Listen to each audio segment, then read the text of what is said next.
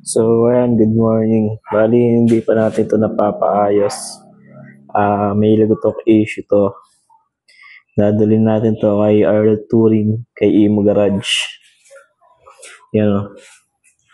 May lagotok dito yan. Tapos, magpapalinis din tayo ng stator, panggilid, tsaka throttle body.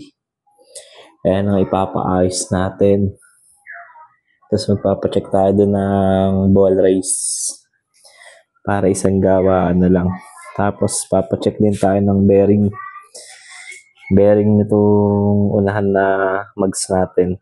Kasi medyo malubak yung mga naging biyahe natin ng mga nakaraan. So, ayan.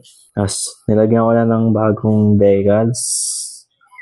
Hindi na to stock kasi iba stock na ito. Tapos, decals na Yamaha. Bali, oversize kasi ito. Ayan. Medyo madumi lang kasi hindi nakakapagpalinis ng motor ngayon. Gawa nga ng umuulan. Maulan na ngayon. Tapos, eto na, ikabit na natin yung holder ng yung action camera. Kasi dito, hindi kasi yan obra dito eh. Palostred na rin kasi itong side mirror holder natin sa kanan. Pero itong isa, bago yan.